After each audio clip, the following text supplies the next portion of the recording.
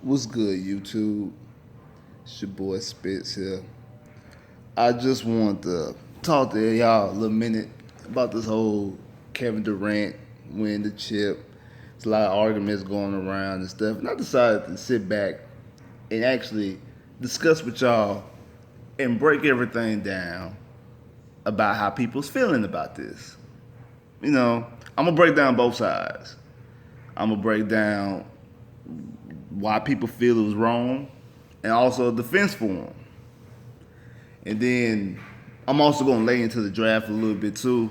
So that's gonna be coming too. But let me start off by saying I started to notice and realize that most people who are arguing this whole Kevin Durant thing are either one or two people. Either they LeBron fans or LeBron haters. Most of the people talking down on KD are LeBron fans. Most of the people who defending KD are just LeBron haters. Me, I'm impartial. I'm not a LeBron hater or a LeBron fan. I'm a Orlando Magic fan. You know what I'm saying? Been that way since T Mac. Ain't gonna stop. I'm an Orlando Magic fan. Ain't no flip flopping over here. Okay, so I'm gonna speak to this objectively. A lot of people been saying that LeBron did it too. It's the same thing LeBron did back when he went to Miami. No, it's not. It's completely different. LeBron Miami team the year before was 47 wins. They were the fifth seed in the East, and they got knocked out in the first round. And the only person who was on their team from the championship back in '06 was D Wade. And then LeBron came over there, and then he brought in Chris Bosh. And then the next year, they didn't even go. They weren't even the number like they first year together. They weren't even the number one seed in the East. Chicago was. Chicago was the number one seed in the East. And then when they did get to the finals, they got to the finals that year. They lost the first finals.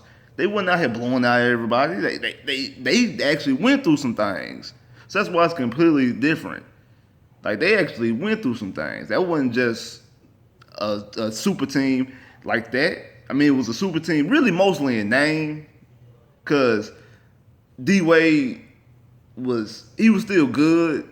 He was kind of on the decline a little bit, and I've never really been sold on Chris Bosh. Like Chris Bosh is just like Kevin Love. Well, he better than Kevin Love, but the Chris Bosh ain't scaring nobody on no team. Like D Wade and LeBron is, and D Wade by itself, yeah. But like I said, D Wade, he got bad knees. So it's a little bit different. Kevin Durant, 73-9. 73-9. Come on now. 73-9. Back-to-back final appearances. They best players, two-time league MVP. Come on, first ever unanimous league MVP. That team was souped up. That's one of them teams that's souped up on 2K. And you just go adding people on there. Like that's exactly what it was. It was a souped up team that's completely different. They didn't need Kevin Durant. They would still be in the finals. They showed you the past 2 years. They actually need Kevin Durant. So that's two different scenarios. Stop comparing them because they're not in comparison. And then people, LeBron started super teams, and then people don't say LeBron started. Boston started super teams with the big three. Stop it. Ain't nobody start super teams. Super teams have been here. I mean, you got Malone and Peyton going to the Lakers, was teaming up with Shaq and Kobe. You got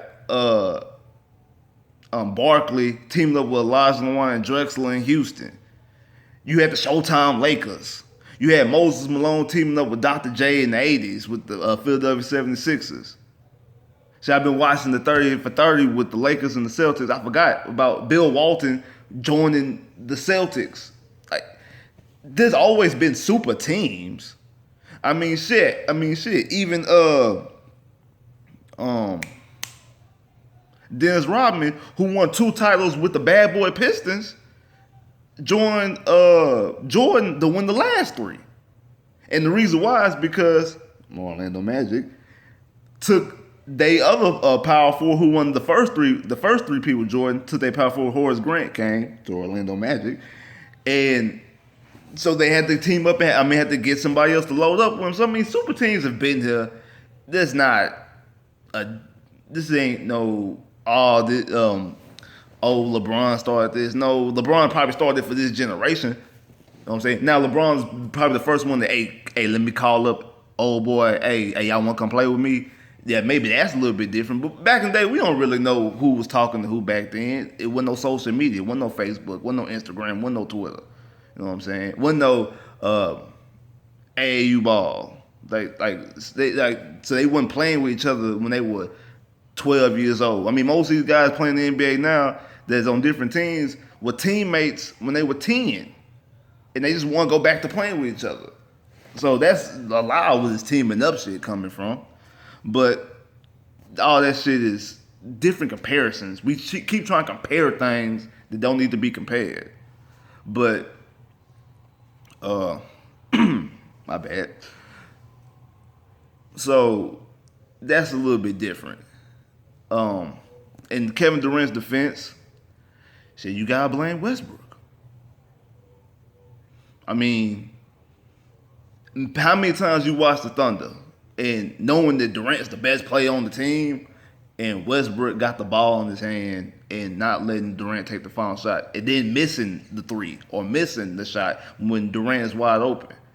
I mean, it's the way he plays. I mean, not even about the championship, just the way Golden State plays. Kevin Durant, like, I want to play like that.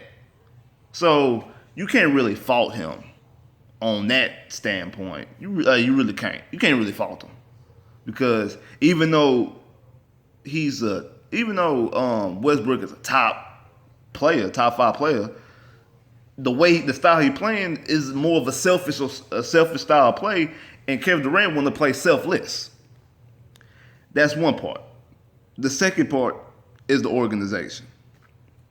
Now, being a Magic fan, I've seen my organization do me bad plenty of times in letting go of star players and not helping players. I've never been mad at Dwight because I understood that after he took him to the finals, they didn't give nobody else to help him. They didn't pair him up with another star. They didn't get no help for him. Now, the opposite with OKC is they got help. They just took it away. Right after they lose the finals, they get rid of James Harden for $4 million. Not $4 million per year, $4 million period, which means that's probably an extra $1 million a year. That's what they gave him up for. And then they gave him up before the season even started. It wasn't like they gave him up during the trade deadline. They gave him up before the season even started. So they could have actually played him the rest of that season if they wanted to negotiate the contract a little bit more. They gave him on James Harden way too soon. And that might be the main reason why Durant left. I mean, I know y'all like, well, he was just coming off the bench. What's that got to do? See, but when he was on the floor with the other two, the ball still ran through James Harden. It didn't run through Westbrook. James Harden's a better facilitator than Westbrook. Even though Westbrook got there scoring, averaging triple doubles, I mean, but James Harden ain't as selfish as Westbrook.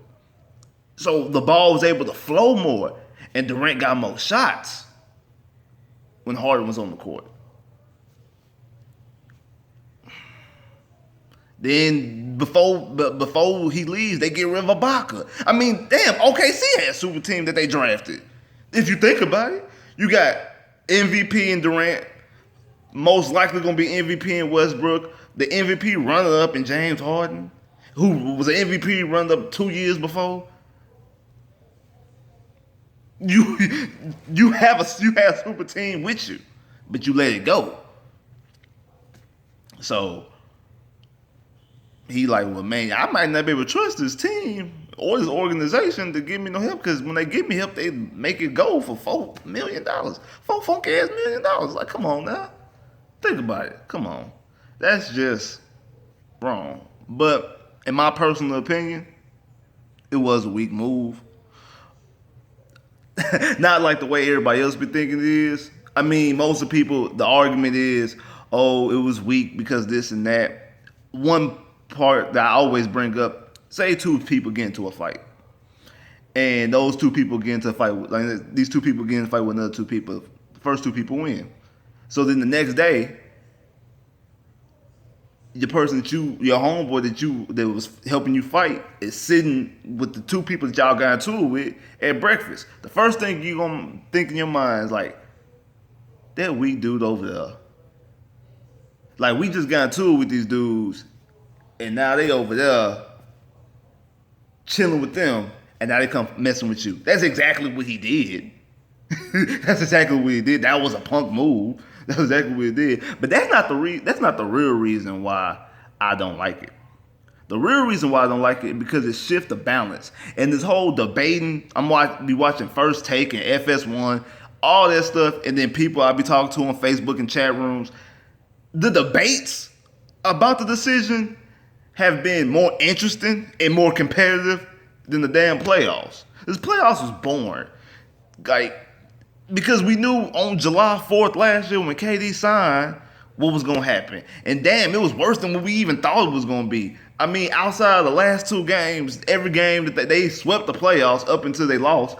And then they were beating everybody by average of 10 or 15 points or more. Like, that was weak. And not to mention the rest of the series is weak. I mean, the only good thing about the OKC Houston series, who's the MVP, Harden or Westbrook, but if you actually watch that series was actually horrible because it was sloppy basketball play. Both teams was turning the ball over. The Rockets actually should have swept OKC and should have blew them out, but it was sloppy basketball play. I mean, the Celtics and Wizards series might have been the best series, but you really didn't really care about the series because you knew they were going to get blown out by Cleveland. Whoever went going to get swept by Cleveland. So what's the even point? It was just very bad. I know I said it was super teams back in the day, but back in the day you had other teams competing. With Showtime Lakers and the Celtics, you still had the Rockets who came in and went to two finals. You still had Philadelphia that won the championship. You had the Bad Boy Pistons coming up. Like, you had different teams doing stuff. It was interesting. Chicago, even though Chicago won 6 in the 90s, they faced a different team in the West every year. Only faced two teams twice. And that was Utah. It was Portland. It was the Lakers, Portland, Phoenix, Seattle, and then they faced Utah twice. So it was different. Everything was up and flowing. Even the Lakers in the early 2000s with Shaq and Kobe. It was the Indiana. It was Iverson and the 76ers. It was New Jersey Nets. Like, it's been different teams. Different stuff has been happening. Like, this Golden State thing is, and then they wasn't blowing out everybody the way they was blowing them out. No matter how great how great Jordan is, Jordan wasn't blowing out everybody. He wasn't sweeping through the playoffs and just blowing out everybody by 20. It was competitive games. It was a reason to watch. And this wasn't a reason to watch. But a day is coming. I think it's the 22nd. Yeah. June 22nd is the day of the draft. And I think that this draft here is going to be the best draft since the 03 draft. I'm not saying it's better than the 03 draft. I'm not saying that the 03 draft is LeBron, Melo, Wade, Bosh. Yeah, I'm not saying it's better than that draft. I know by no way on means I'm saying it's better than that draft. I just says it has the opportunity to be the best draft since then. And it could be better. I don't know. You never know. Last year's draft might prove out to be the best draft of all time. You never know until a couple of years down the line. But this is just my personal opinion. I have the right to be wrong, but my personal opinion, I think this draft coming up is going to be the best draft since 03. And I think it's going to shift some balances. And it's going to make some teams better. It's going to make some teams worse. It's going to make some teams better. I got a little mock, for the draft. I've been seeing a lot of mock drafts too. The first pick, Boston got it. I'm gonna give y'all two examples. I'm gonna give y'all my mock draft is what I think they're gonna do, and then I'm gonna give you a second option, something else they might do. So don't be surprised if this happens. That type of shit. The first pick is Boston, and I think they're gonna take Fultz. They're not taking nobody else. They're not drafting nobody else. They're not drafting Ball. They're not drafting nobody else. I think they're going to take Markelle Fultz. But don't be surprised if they trade. That's the second option for them. They could trade the pick and try to get Paul George or try to get Jimmy Butler. I don't think they're gonna do it, but they might try to do it. And then I don't advise them to do it. If you feel that Fultz is worth the first round pick, take him. Don't trade him away. Don't make the mistake that I still feel to this day that Cleveland made when they acquired Kevin Love. I mean, come on, be for real. They drafted Wiggins with the first. If you thought that Wiggins was worth the first overall pick, you keep Wiggins. You just got LeBron James. With or without Kevin Love, they would have still went to the finals all 3 years. Kevin Love did not make them go to the finals all 3 years. Kevin Love ain't winning them the finals. They without Kevin Love. They trying to get rid of Kevin Love right now. But at least with Wiggins was 19. By the time LeBron only got 10 more years left. At that time, only at the most 10 more years left in his career. So 10 years from now, Wiggins is only 29, so you still got him for another 7 years. So you don't. Then by that time he will learn how to win because he been playing with LeBron for all those years. So come on now, you don't get rid of him. You let him stay. Help build him. Help him grow. That's all I'm saying. But I think they're gonna take Markelle Fultz. Second pick, the Lakers. I think they're gonna take Lonzo Ball. He just fits. He just fits like being a Laker. The second option is don't be surprised if they take Fox. I think Fox is a better player than Ball, to be honest. But like Ball fits the Lakers. I think he can give them that Showtime Lakers reminiscent of. But I just think Fox is a better player. I mean, if you watch the NCAA tournament and seen them play, Fox did them 39 while not Fultz, but Ball only got 10, and then he showed a horrible shooting percentage. It wasn't like, he just tried. People try to pass out, he was just more a facilitator that game. No, he couldn't get his shot off. Fox D'd him up and then Fox gave it to him. Put a 39 on him. So I think Fox is a better player than him. So I wouldn't be surprised they bringing in Fox, and then also they wasn't that impressed in Lonzo's workout. I think that's just small screen type stuff, trying to maybe, who knows, because they might be trying to trade their pick too, but I don't think they would, because who else they look as guy if they did get somebody that's not gonna get them in the playoffs, or at least they're just gonna get swept by Golden State next year. So that'd be stupid. So just draft Ball. Second pick is the 76ers. I think they're gonna take Josh Jackson. I think they're gonna take Josh Jackson. The second option is once again Fox. I think Fox might be one of the best point guards. So I think the second option would be Fox. If he's still on the board, most likely he should be on the board. I think they're gonna take Lonzo Ball, but LA gonna take Lonzo Ball. But so yeah, I think 76ers second option would be Fox. Phoenix first option Tatum, because he fits them better. Second option, if Jackson's still on the board, they'll take Jackson. If, like I said, if the 76ers take Fox and Tatum and Jackson on the board, Josh Jackson on the board, they'll probably take Josh Jackson. That's the second option. So just don't be surprised. Kings, they're going to take Fox. That's their pick. It's Fox.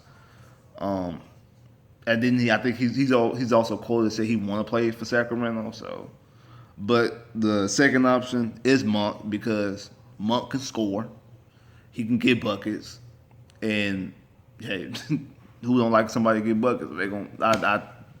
Don't be surprised. I don't think it's gonna happen. I don't think Monk is getting into the top 5, but don't be surprised. I wouldn't be surprised if it happened. Now 6, Orlando Magic. I think they're gonna take Malik Monk. I know I just kind of talked him up in the last one, but I don't want Malik Monk. I think he can score. He can get buckets. But I don't think he's not like a James Harden scorer or a T-Mac scorer, which is one of the reasons why I'm a Magic fan. Like, I don't think he's that type of dominant scorer or a Melo type scorer. I don't think he's that dominant scorer. I think he's more of a spot-up scorer, and that's what happened when we had Dwight Howard. We had a team full of spot-up shooters, and while a star, it don't matter how many spot-up shooters you have. And even with a star, you still need somebody that can consistently get it, and then his side, because he's a small dude to be playing shooting guard. I think he's 6'3" to play shooting guard. And I know there was talks of maybe putting him at point, and I've never seen him play point before, so I don't know how his ball handling skills and how he's able to facilitate. But if you're gonna do that, go with the second option, which I don't think is gonna happen. I hope it happens. This is what I want them to do, but also I wouldn't be surprised if they did it. Is take Dennis Smith. They brought him out twice. That is one thing that I'm happy about. They brought him in for 2 workouts. He's the only player that they brought in for 2 workouts. So they are taking a hard look at him. I think he has the potential to be the best player in this draft. I think he's a sleeper. He reminds me of a young Steve Francis, a guy who can get to the basket, who can dump, who can make plays, make exciting plays. And him with Aaron Gordon, I think they could be a baby Blake Griffin and Chris Paul as far as Lob City. I think either he can be a star or he can definitely turn Aaron Gordon into a star. That's why I would take him.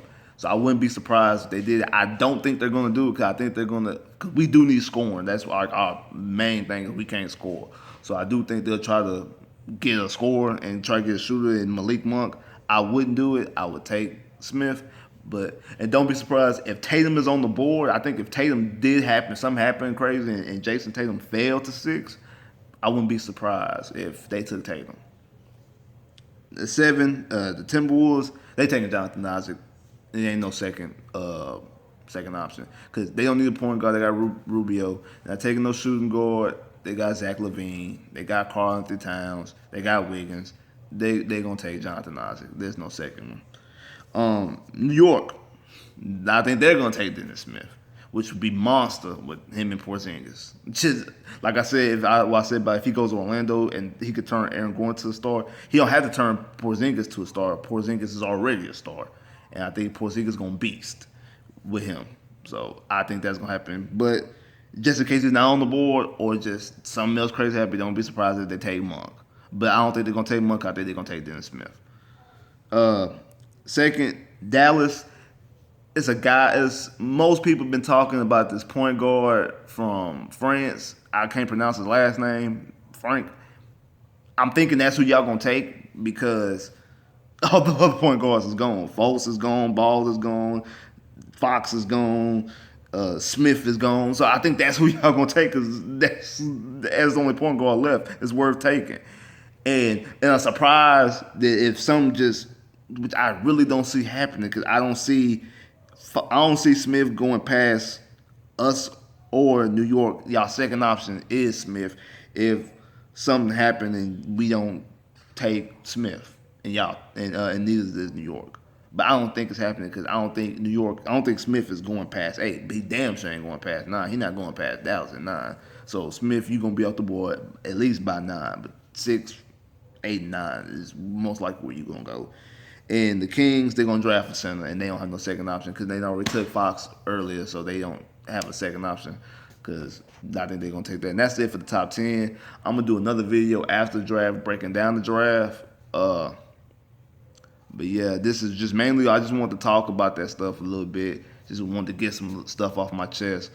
And like I said, at the end of the day, I felt it was a weak move because I felt they kind of ruined the NBA. But I think this draft is going to put some life back in the NBA and put some life back in some of these teams that need some life.